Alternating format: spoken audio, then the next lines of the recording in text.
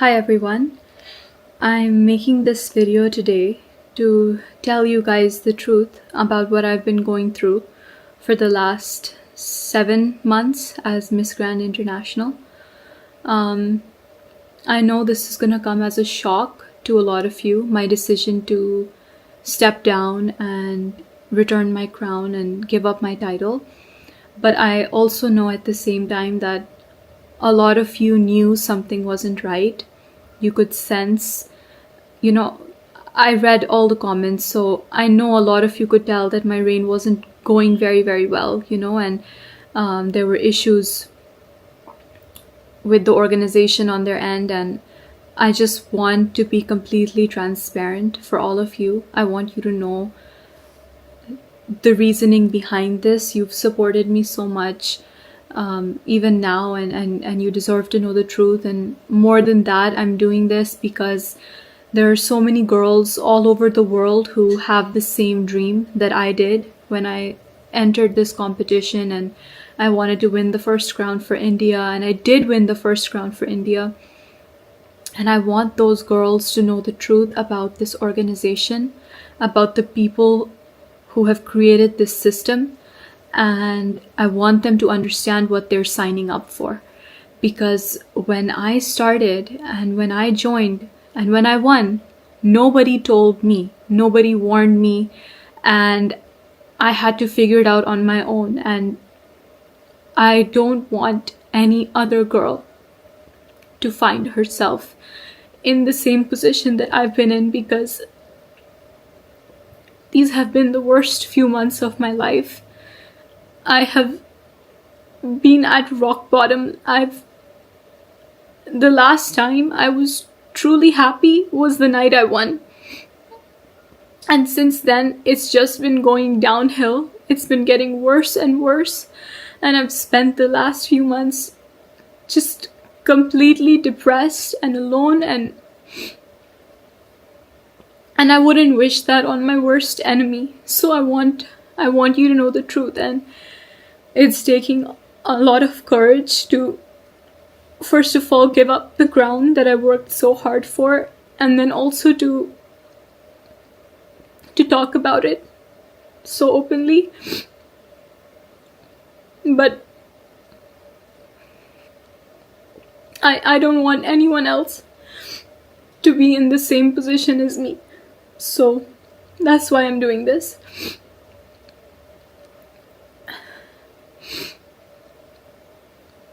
You all know how much effort I put into this dream of winning, how hard I worked from the beginning. And that's true for so many girls who join. And all I've gotten in return is just constant harassment, mental torture, mistreatment. And it's on a systemic level. Like, I don't think they can ever change this. So I want you to know what I've gone through, and I want you to know how much I've been silently struggling behind my smile. And I know it's seemed like everything is okay, but like, you have to make it look that way when the whole world is watching you and there's always just cameras on you. It's like you have to seem like everything is okay, but I want you to know the truth now. And I'm gonna tell you everything in this video. First of all, when I joined the competition, I had absolutely no idea that countries were paying for votes, okay? And then the Miss Grand International organization happily accepts them in the form of votes or in the form of, donations. And you guys don't know that. And of course, like, when I found out, like, we couldn't afford to pay for the votes. We didn't have that knowledge, and that's why it was so difficult to compete in terms of votes. You guys know, when I was in the personal interview, Nawat asked me, why do you not have votes? And it's because I wasn't paying to buy votes like every other person was. And honestly, like, it's not even their fault. Like, of course, if they have the option, why wouldn't they do it? Like, everybody wants to win. And the countries who've paid huge amounts of money for votes or for donations, like, of course, if their girl doesn't win, they would be upset because they've basically paid for it and they expect something in return. Nothing is promised, but they expect that, yeah, we've paid, we'll get some return on it. And I don't blame the countries at all. Like, everybody's doing what they can to win, but it is the organization's fault for accepting this and for setting this standard. Because what about the girls who can't afford it? What about the countries who can't afford it, or the national directors who don't know about it, or who don't have access to those kinds of funds, like me? Truly, the only reason I won, despite all of this voting and all of this that was happening, the only reason I won is because of the amount of public support I had. I mean, I think about it now and it still gives me goosebumps, the way people cheered for India, and the way, like, if you asked anybody, they would say they were rooting for India.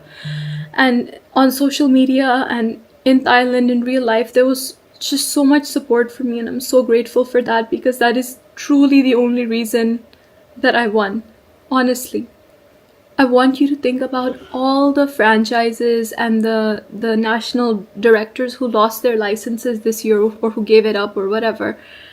Like, it's actually insane, the number of directors who've been in the business for years and they chose to give up their license. Why do you think that is? Who do you think the problem here is, the common problem? I mean, truly, it is impossible to work with the Miss Grand International organization. The way they are, the way they treat people, they only care about money. Like, that is their only thing. And I'm going to get into that a little bit more. But it made so much sense to me later on when I saw that so many people were dropping their licenses, because nobody wants, even after winning, nobody wants their girls to be in this kind of position, you know? And I had no one to tell me, you know, but I need to be the person who speaks up for what the truth is, and who puts honesty and integrity above my own image. And that's what I'm trying to do today. I've been in Thailand for many months. As you know, I won in October, and then I stayed the whole month of November and 2 weeks of December. And then I was also there for more than a month, all throughout March. So I've spent my fair share of time over there. And during that time, it's unbelievable how they treated me. They couldn't even provide me basic amenities. You know, you think after winning that, oh my God, like, it's a dream come true. The organization is going to take care of everything for me. But that's not true. Immediately after winning, they moved me into a cramped hotel room, a small little hotel room, where even all my suitcases, they couldn't open properly. Like, there wasn't enough space for that. And I lived in that hotel room for more than a month. More than 1 month. And from there, they shifted me to a dilapidated house, okay, which was way on the outside of the city, like an hour or an hour and a half away from the city center, from MGI Hall, the office, everything. And over there in the house, I had no car. They didn't give me any way of getting around. So I was basically stuck in the house until they decided that they need me for something, even in the month of March. I had no car. They did not give me access to, like, a Thai phone number or anything. So I had to buy a phone over there. I had to buy a Thai phone number so that I could stay in touch with my friends and family, because I was staying there for so much time, you know. They did not provide me any food at all. You know, I requested them multiple times that, you know, like, there's no pots and pans in the house. I can't cook. Like, I could maybe go and grocery shop and then cook for myself, but there were no pots and pans. There was nothing.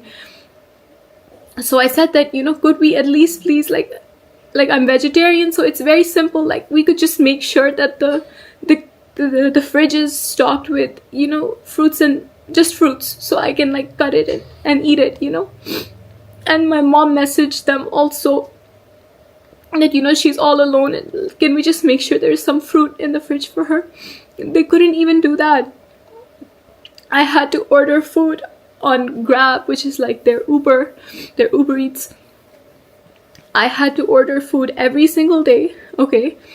It would take 2 hours to come because it's so far away, all right? And how am I supposed to stay healthy or take care of myself when I can't like eat home cooked food or anything? And it was just so bad. Like most days I would either end up eating whatever junk I had, or I wouldn't order food because it's so far away that the drivers would end up canceling, And I requested multiple times, I have the messages like, please, can we make sure there's food? Like, it's their responsibility, I'm there with them, with that organization. They should at least make sure that they're giving their queen food to eat, if not meals or something.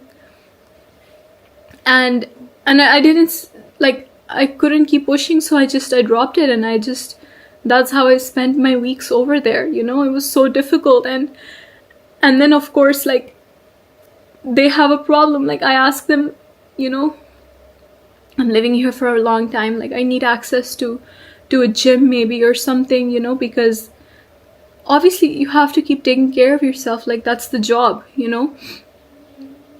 But they didn't arrange that for me. They couldn't. I had to beg and beg and beg for them to give me a yoga mat, until one of the people working for them gave me his like personal yoga mat from his house, so I could do some like workouts over there. And then at the same time, they were hounding me and like constantly just talking about my weight and my body all the time. I remember one time, like, they sent their representative to me, and he just comes up to me and he starts pinching me in different places, and he's like, oh, you need to lose weight here, you need to lose weight here. And like that, what am I supposed to say to that, like that? It's so embarrassing, and it makes you feel so small and so bad. And I understand, like, obviously I have to stay fit for the job, I have to stay in shape, but it's so difficult, like, when you don't have access to anything and you're just locked in a house basically all day long, like, what are you supposed to do? There were days at a time when nobody would message me from their team. They just kind of left me in that house. They just left me there. There were no events. They called me to Thailand. There were maybe 3 or 4 events. And I was there for a month. So what do you think I did? And like, everybody's asking me, why aren't you posting anything, Rachel? Why are there no updates from you? And I would just say, oh, I'm really bad at it, or I'm sorry, But the truth is, what should I post? What should I post? That I'm sitting here in the house, like, there's nobody to take pictures of me, there's nothing to do, I'm just sitting here, I'm depressed, there's like nothing to do, like, I mean, and nobody knew, and it was just a really, really, really difficult situation. I love Thailand, I love my Thai fans, but being there was so difficult for me. Just going from that environment to one day they'd say, okay, we're sending the car to pick you up for an event, and then you have to be ready, like, get ready, go on the red carpet, smile, and pretend everything is okay. And I never spoke with the team. I never spoke with Nawat or Teresa. We literally would meet on the red carpet and just smile and pretend like everything is okay, and like we're best friends, and they're Papa Nawat and Mommy Teresa and me, and we're just one happy family, But the truth is, they don't know if I'm frankly alive or dead until we meet on the red carpet and smile for the cameras together. That's all they care about, is getting that picture. And it's just such a false narrative, because you guys are so sweet and you keep saying, oh, you look so happy together, you look so like they're really taking care of you, and like it's just not the truth. And I I I kept pretending like everything is okay, but there's only a certain point I can do that until, I told them that, you know what, I'm here. There's just a few events, like maybe I could go home in the middle or something so that I can, keep taking care of myself and I can come back. But they didn't let me go home. They didn't give me anything to do while I was there. I basically was just like stuck there alone, and I had to take care of myself. And my mom was so worried about me. After I won, those weeks were some of the most depressing and the hardest weeks of my life, because I was working so much and there was just so much toxicity and negativity in that organization. And every day I would just I would get more disillusioned, and it would get harder and harder and harder for me. And my mom, we would speak to each other, and she saw and she noticed that something is not okay with me, just like she knows me really well, so she knew something wasn't okay. And she came there and she stayed with me for a few weeks in November. And I think that really that really saved my life, because it would have been really horrible otherwise.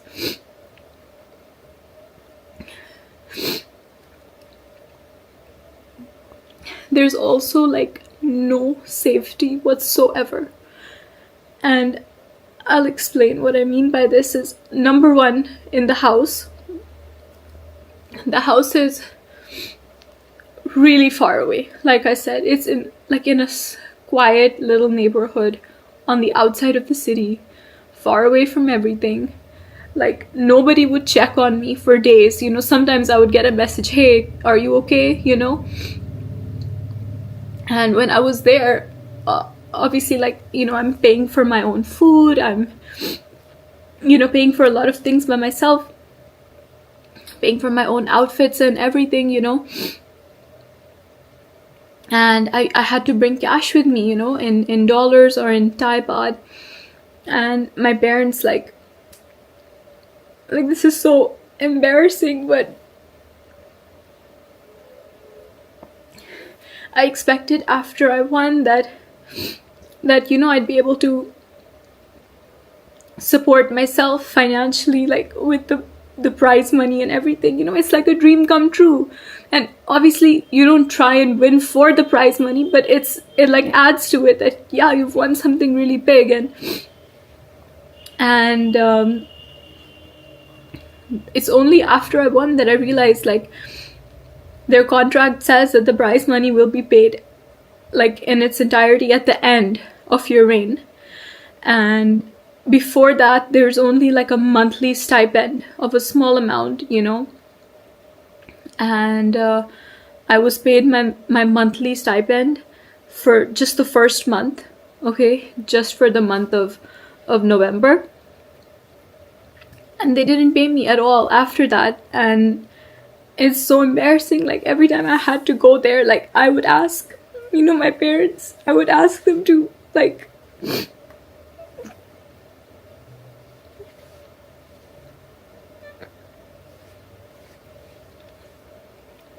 I would ask them to,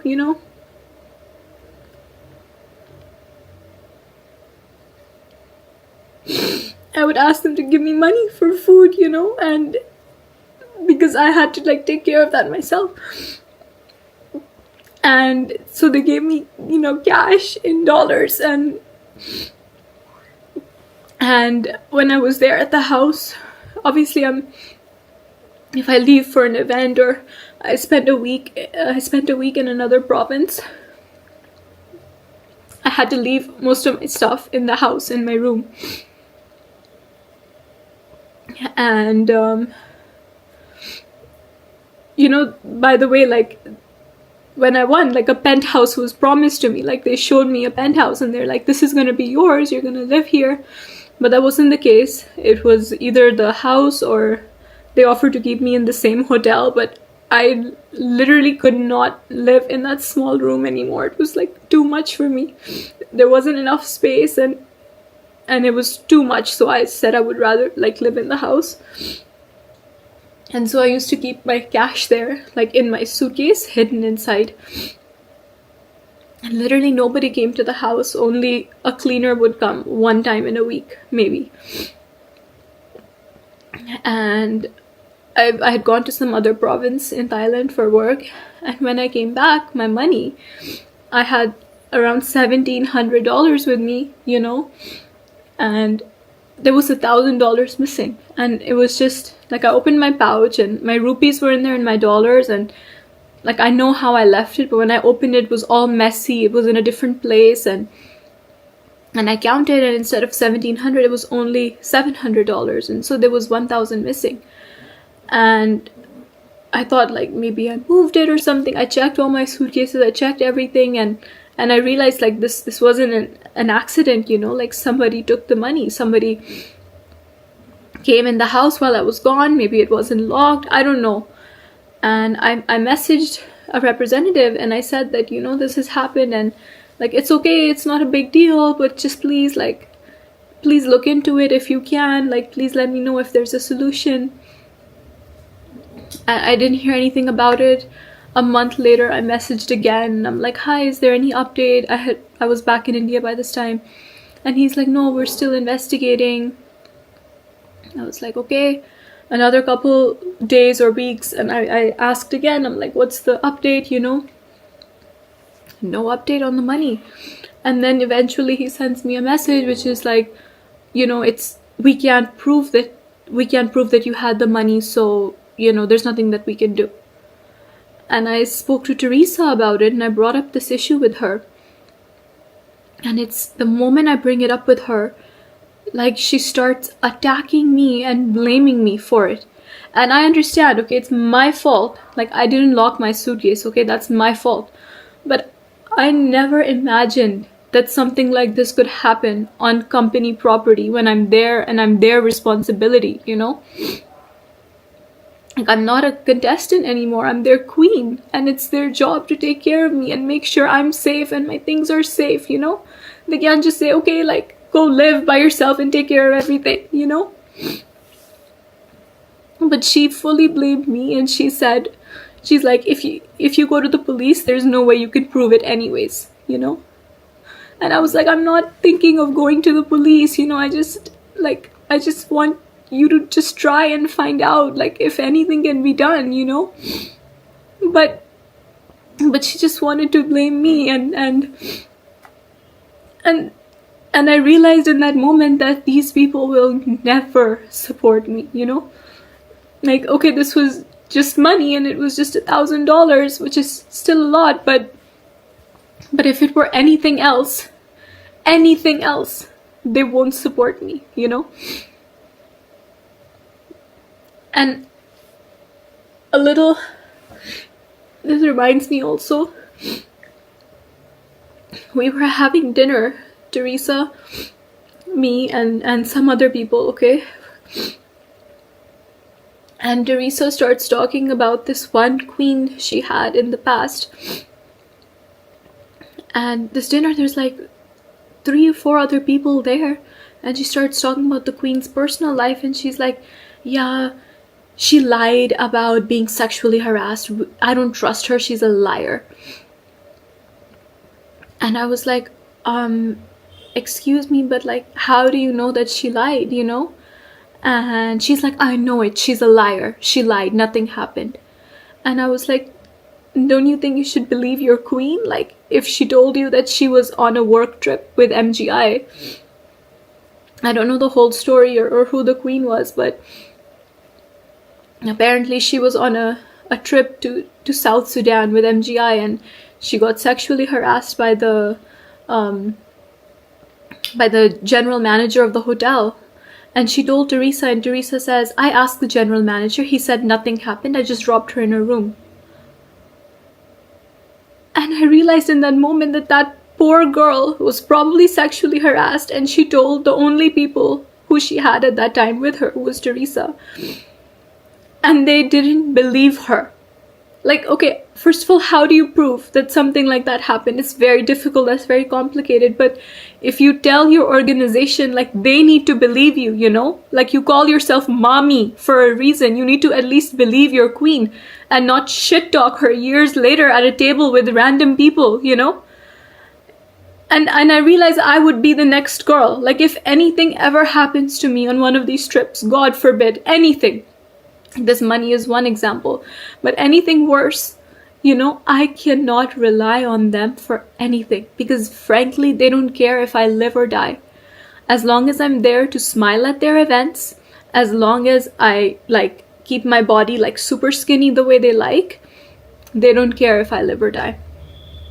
They just want me to be there to go on TikTok live and make money for them and show up at their events. That's it. That's all they want from me. And I realized they would never support me. And I was completely on my own. I mean, genuinely, when I say that they only care about money, I mean it. They made us sell, you guys know, they made us sell these cheap, tacky products on TikTok, all right? Like we were sales girls. I mean, you've crowned queens. Girls who, like, we have careers in our country, we do things, we're well respected, you know? And they're making us sell cheap products on TikTok because it makes them money. And you can't say no because the boss has asked you to do it. But I used to feel so guilty, you know, like people are spending their hard-earned money to buy these like disgusting cheap products and like nobody has the power to say no. Like if they say, hey, we need you here for TikTok live, you just show up and you do the TikTok live. That's it, you know? And I felt really, really guilty for misleading the fans, because they'll, like, the fans will buy just to support the queen who says buy it, you know? That's what's so special and amazing. But like it baffles me. Like, you have women, you know, like me, for example, a person who's a speaker, who wants to like talk about issues, who wants to create change in the world, who has so many ideas, not just for business, but for philanthropic work. And you want her to sell like chili paste and chili sauce and like random things on TikTok? Seriously? I had so many ideas to work with underprivileged children, which I was already doing in my country, and also in Thailand I'd worked with an NGO which I really love, and I wanted to raise awareness because now I have the followers, and that's what I always wanted. You guys know, in my interviews I said the reason I want to win is to bring attention to these matters, is to use my advocacy, you know? Otherwise, what's the point? Like, I'm not doing this for the money because I never got the money. I'm not doing this for the fame, all right, because you have to be popular before you win MGI in order to win. Like, the only reason I'm doing this is so that I can use my voice in a way that matters, you know? Not selling on TikTok, but actually working with charities. Like, they use this whole stop the war and violence thing, but it's all fake. It's a facade. Where is the stop the war and violence? Like where is the work? Where's the advocacy work for that? Like, I'm here, I'm ready to use my voice, I'm ready to work with an NGO, but they don't want to do that because it doesn't make money for them. And I've heard them say, like, Nawat literally says that this is useless, people don't care about it, it's not entertaining, and it doesn't make money, so we're not going to do it.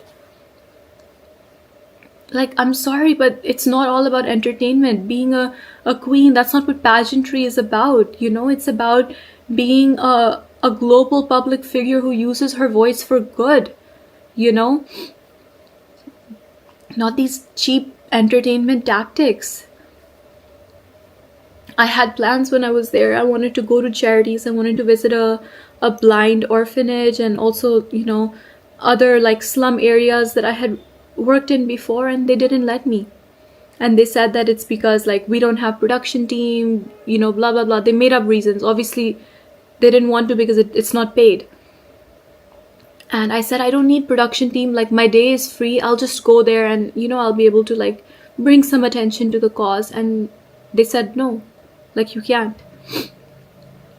And so I feel really bad when people ask me that, like, why did you stop your advocacy? Because, like, I wasn't allowed to. And what is the point of winning, of having followers, of people listening to you?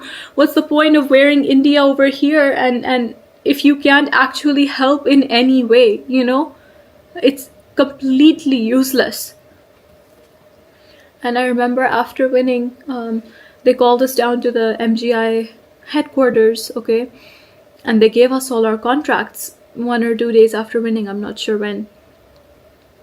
And I don't know if I can explain that situation properly, but when they gave the contract, it was like a gun to the head. Okay, it was their pen, their paper, their office, their contract, their rules.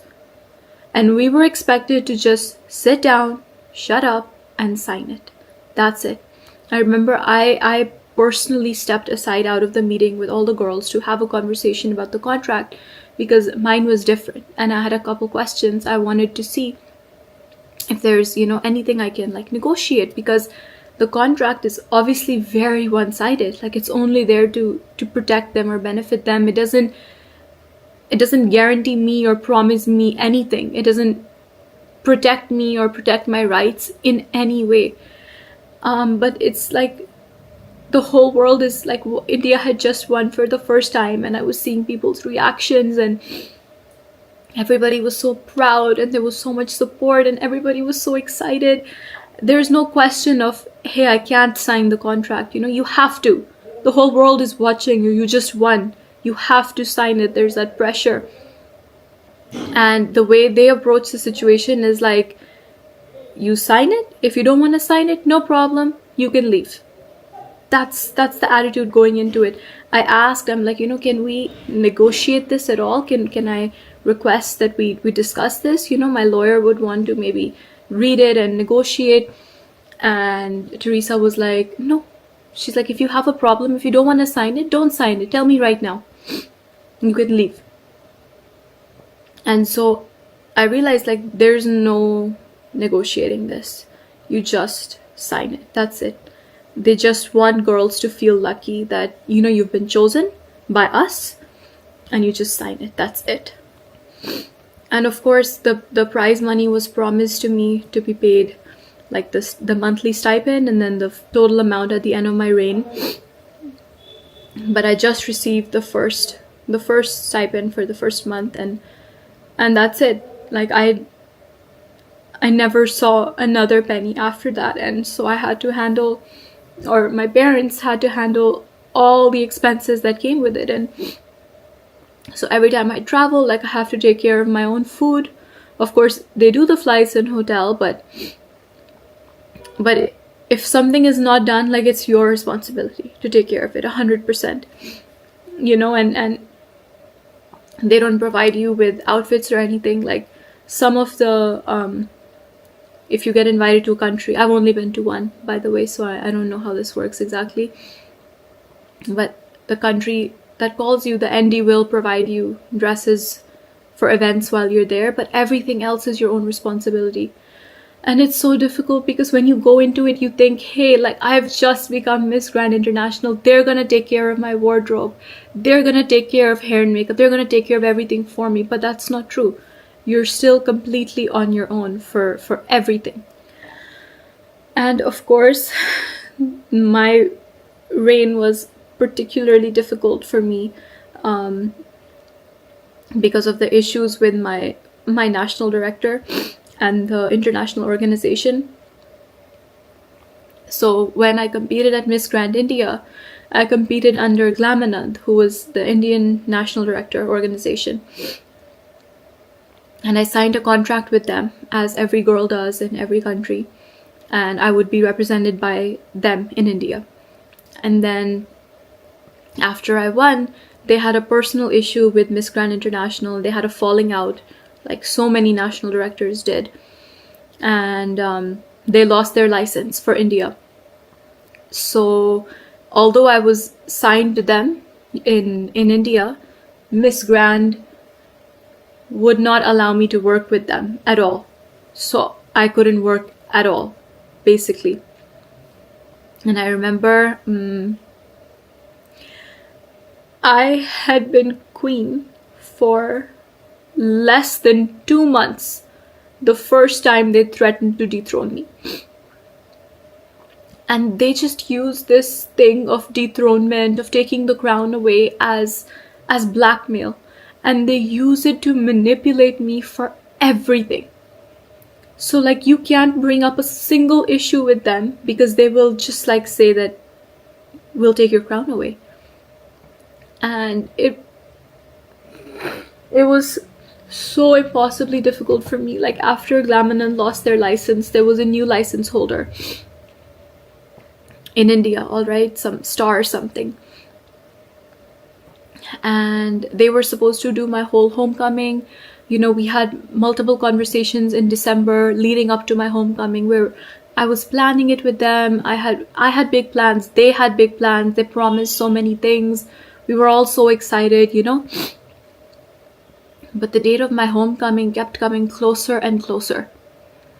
And there was nothing was materializing, you know. And up until the moment I landed in the airport in Delhi for the homecoming, these people, the new organization, hadn't even taken permission from the airport authorities to host my homecoming there. Like, can you imagine? My plane has landed, I'm coming out, there's no permission. I'm blessed that my dad, he was there, he handled everything. He called his own contacts, you know, the marshals in the airport, or I don't know what, but he got at the last minute the permission for us to have the homecoming there. Otherwise, they wouldn't have let anybody stop in the airport. They wouldn't have let the crowds in. They wouldn't have let the band or the pundits who were doing the prayer, the roses, the flowers, everything, the red carpet. None of that would have been allowed. And he did it last minute, all on his own, with no support. Same for my Jalandhar homecoming. My dad had planned this amazing, like, a parade with like circus performances and like media, news, everything. Like, he arranged it himself. Neither did Miss Grand International do it, nor did the new national organization do it, you know. They just came, they took their photographs, they posted everything first with their watermark on it of my event, my homecoming. They took credit for everything, and then they left. In fact, they left in the middle of my press conference here because they had their content. They didn't need anything. They literally left in the middle. So, and now they're using my photograph everywhere to promote their event, and they didn't do anything for me, you know? Like, I was left completely alone. I couldn't work with the people I had a legal contract with Glamanand. And because MGI and the new people wouldn't allow it, and I couldn't work without Glamanand either because that's who I have a contract with. So I'm literally stuck over here. And when I'm in India, like, there's nothing I can do because of these issues and just constant threatening messages from MGI saying we'll take your crown away. I had to let go of so many opportunities, big interviews by like I don't even know if I can say. I had to let go of a lot of really, really big opportunities simply because I wasn't allowed to take them. I couldn't because I was stuck. And so all the comments that are like calling me jobless and like saying, you know, why is she not doing anything? Why is she not posting? Why is she not updating? Why are there no appearances? Literally because I wasn't allowed to. And can you imagine how difficult and stressful it was for me? Because when you win, you expect your life to change overnight. That's what I expected. You expect that everything is going to be perfect and you're going to get all these opportunities and offers and it's all going to work out. But that's not the case. That is not the case at all. And I had to struggle and fight, and I had to sit home and do nothing because I had to say no to everything that was offered to me in India. So whatever duties were given to me by MGI, I did all of them. I was at every event. I did everything. I did not work outside of them at all. All right. At most, I would do 1 or 2 unpaid things because, like, I'm not getting paid, so I'm allowed to do it, you know. But other than that, I would just do nothing. And this was like the hardest thing of all, hard to explain to all of you. Like it feels like such a weight off my shoulders now to be able to tell you this. Honestly, I was so excited to travel. Also, their favorite sentence to use is more than 20 countries. You're going to travel to more than 20 countries. What traveling? Like, I'm sorry, but it's May. It's May. I've been queen for 7 months, all right, and I have traveled to one country with MGI, just one. That's the Czech Republic. That's it. I mean, these like girls go into this. I went into this thinking, hey, I'm gonna get the opportunity to travel around the world, to be an ambassador, to do this, that. That's what they used to advertise themselves, right? But look at it. It's May. It's been 7 months. I have a few months left of my reign, and there's no traveling. And yeah, they've said that there's maybe some countries coming up, but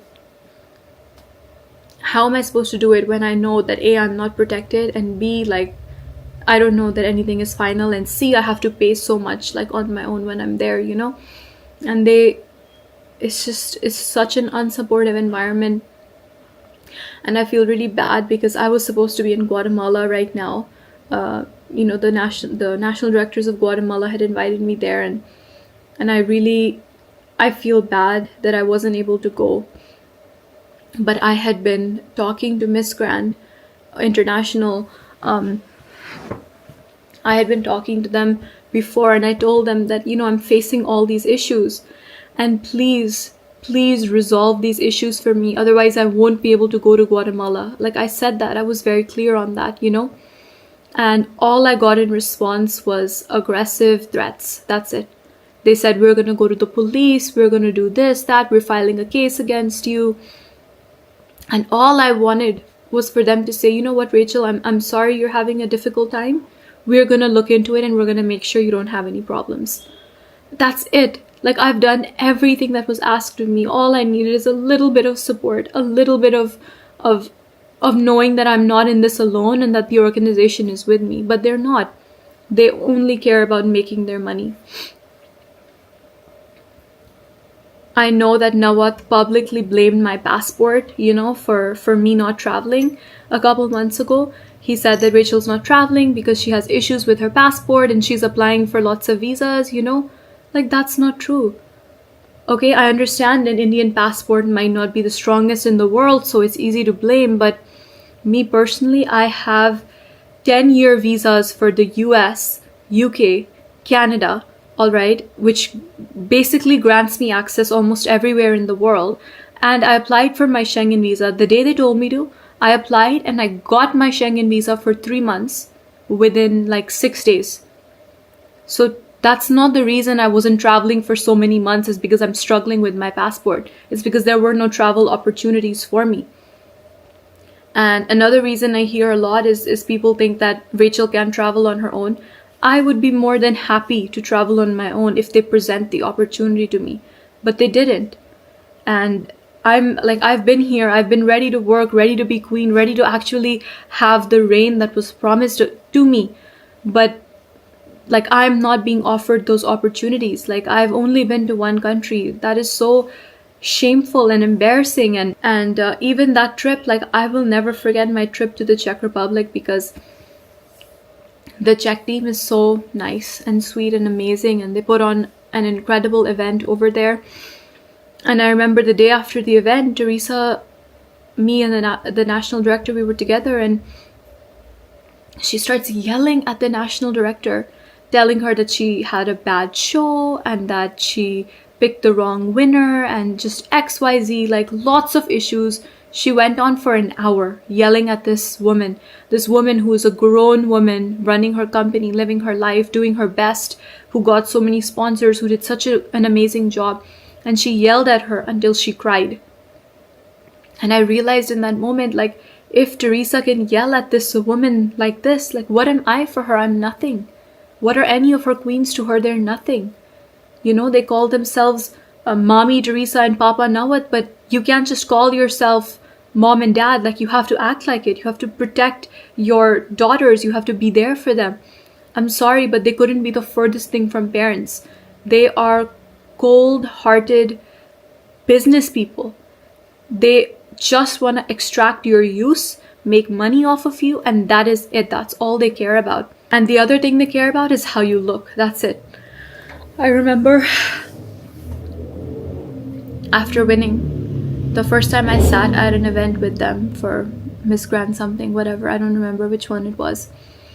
But the girls were performing on stage, and I was so excited that I'm finally sitting on the other side of the stage, you know? I'm not on the stage, I'm on the other side, and it's such a proud moment for me. And I was sitting with them, and I heard the way they speak about these girls.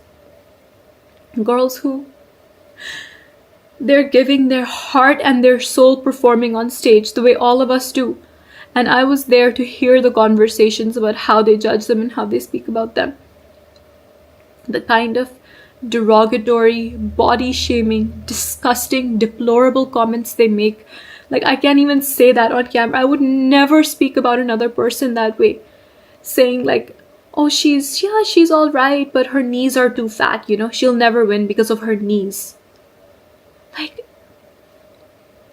every aspect of the body is pointed out for every girl, all right? Like, she's do this, she's do that, this is do this do that. And I don't know about you, but like, I can't sit through that.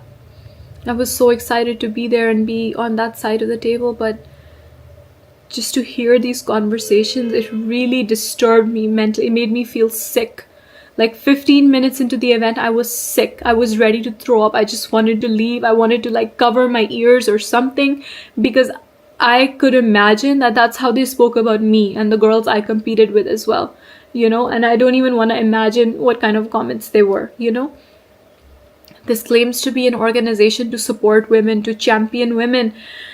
It should be more than that. No, it should be more than what a girl's knees or nose or like, I can't. Like, they pretend to be so body positive and forward thinking, and yeah, sure, they admit that you need a good body to win, but there's all kinds of bodies competing, right? And they say that that's not like, that shouldn't be a factor, but the truth is, like, you are letting yourself, if you're competing there, you're letting yourself be judged top to bottom in the most disgusting way possible by these people. And I frankly cannot be a part of that. I'm not a woman who will tear down another woman because one part of her body is not completely perfect. They don't care about how you speak. They don't care about what you think. The only thing they care about is what you look like. That's why they used to send people to pinch different parts of me and tell me to lose weight here. And I had so many ideas for them. You know, I wanted to work. I had the arm popper idea. You guys know I made an ad. I made a product. I did the packaging. In fact, now it's requesting me to create samples of it. My parents had the samples made in India. We were working with local creators and cottage industries here, because it's made by, the snack is made by, like, you know, by people who support themselves off of this. It's a very small industry, and I wanted to help them grow their business and take it worldwide. You know, it would have been such a support to the economy. But they weren't interested in that, you know. And people ask me, where's your arm popper? I don't know. Like, I wanted to do it. I was fully ready to do it, but they just don't take these things everywhere. It's easier for them to keep selling the products they already have, you know, on TikTok. That makes money. Why they don't want to invest in something else? The whole time that I was working with Miss Grand International, the last 7 months, I was constantly harassed, manipulated, ignored, and left to fend for myself, all while dealing with the intense and immense scrutiny of the public eye and all the attention that it brings. These have been the hardest few months of my life. And I know that MGI right now, they will go to any lengths to defame me, to malign my name and my image, and to like destroy my credibility. They will say anything, frankly, anything. A lot of people will choose to believe them. A lot of people won't. I hope you know, see for yourself and you recognize the pattern of disrespect and the systemic failures in their system. I, of course, don't have the same resources as this huge public limited company that's been operating for like so many years.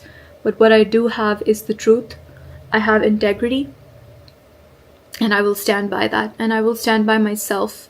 I have the strength and support and love of the fans, and that's what matters more than anything. Don't forget, alright, if you're a person, a fan who supports this pageant or supports any pageant, you have the power to decide where people's attention goes. With every post you make or every view you give, you decide what makes a bigger impact in the world and what doesn't. And if you're thinking of supporting this pageant, or if you're a girl who's thinking of, God forbid, thinking of competing in this pageant, please go into it completely aware of all of these things. That even if you win, you'll be completely on your own, and you're not gonna get any love or special treatment or safety or support from this organization. The organization, the Miss Grand International organization, does not care about you. It does not care about its queens. All it wants is to use its queens until the queens are not useful.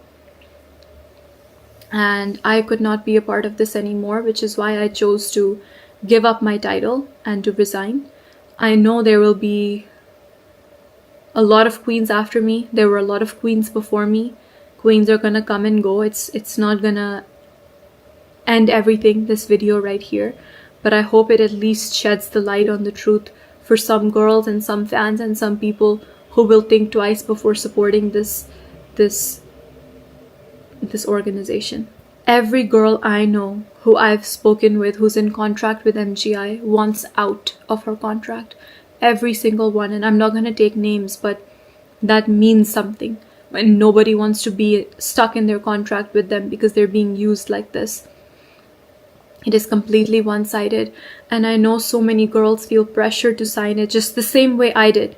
Okay, because they're there. But I want you to know before going into it that there is another way, there are other options for you, and that you don't need to put yourself through this at all, because it's not going to benefit you. I think the mistake that MGI made is that they didn't realize when they crowned me that they're not just crowning Rachel, they're crowning a daughter of India. They're crowning somebody who will speak for her country and her people fiercely. They're crowning somebody who will be supported and loved by so many people who care about integrity and honesty and who care about humanity. That's what this is about at the end of the day. As for my future, I will continue to believe in myself as I've always done. I have the support of my family. I have the support of these amazing fans, and I'm so, I didn't think about the support when I posted this and resigned and gave up my crown. And I knew a lot of people would speak negatively about me, but I never expected that so many people would support me. And I'm so, so grateful. I can't say thank you enough, because if the response had been different, I don't know how I would handle it right now. But I'm so grateful for your support, your love, your trust in me. And I want you to know that you matter. Your attention matters. So please don't give your attention to this horrible organization, because they're going to do the same thing to queens years on years. And if you stop giving your attention here, maybe girls will stop applying, and maybe one day they won't have the power to treat women like this anymore. The relationships I've made during these months with people all over the world, in Thailand, with fans, they mean everything to me. And I've never been fake in my interactions with them ever. I've always tried to protect the girls. I've always told the girls who've won to protect themselves. And those relationships, I wouldn't change it for the world. I'm so grateful that I got to meet all of you and be in this position to turn this down today because of you. I truly believe that a pure heart and honest intentions will always be rewarded. I believe that good things happen to good people, and I want you to know that this decision I made to give the crown back did not come from a place of pain, but it came from a place of strength. I don't feel like I've lost anything. I feel like I've gained everything. I don't know how to explain it to you. Like, I feel free. For the first time in months, I feel free, and I feel like I can breathe.